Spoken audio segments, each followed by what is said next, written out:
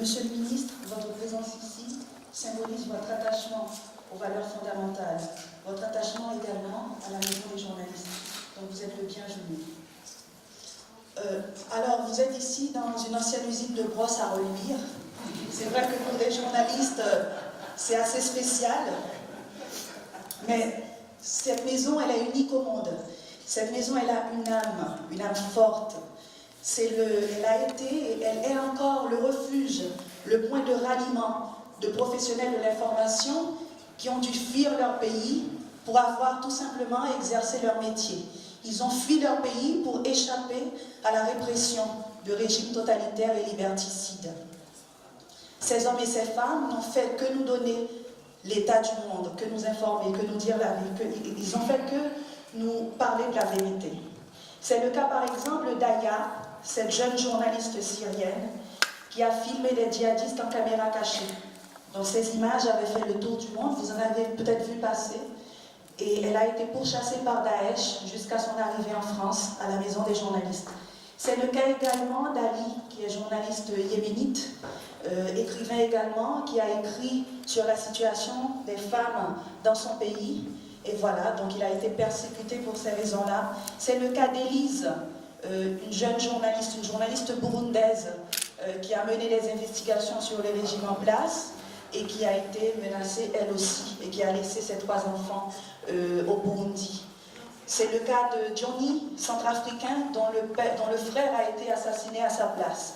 Et bien d'autres encore. Ces journalistes, ils sont nombreux. Ils sont à ce jour plus de 360 de 60 pays différents à avoir été hébergés, accueillis, soutenus par la maison des journalistes. Nous leur offrons la possibilité de continuer leur mobilisation en faveur de la liberté de la presse via notamment notre journal en ligne, L'Œil de l'exilé. Ils ont la possibilité également d'aller partout en France rencontrer des jeunes. C'est une action qui a une grande importance pour nous, surtout en ce moment. Donc ils vont témoigner de leur parcours d'exil, ils vont témoigner de la situation de leur pays, de la situation de la presse dans leur pays, et surtout sensibiliser les jeunes générations au vivre ensemble, à la liberté d'expression, à la liberté de la presse. Donc à ce jour, on a pu sensibiliser plus de 100 000 jeunes à travers la France, justement par cette opération que nous avons baptisée Renvoyé spécial, qui fête, soit dit en passant, ses 10 ans cette année. Alors ces actions, nous les menons bien évidemment grâce à tous nos partenaires, grâce à la ville de Paris.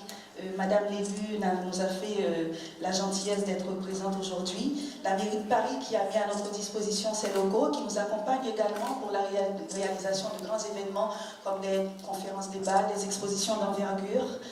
Grâce à des médias parrains, donc qui sont environ une quinzaine, grâce au CLEMI, donc le ministère de l'Éducation nationale, Prestalis qui soutient Renvoyé spécial, je salue la présence d'Anne-Marie Couder ici, grâce au ministère de la Culture, de la Justice, la SCAM. Malheureusement, je ne pourrais pas citer tous nos partenaires, ils se reconnaîtront. Donc merci à tous.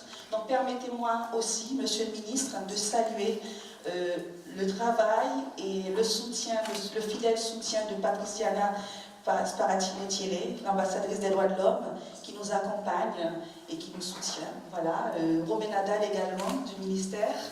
Enfin, je dédie cet événement à tous les journalistes de par le monde qui sont actuellement persécutés.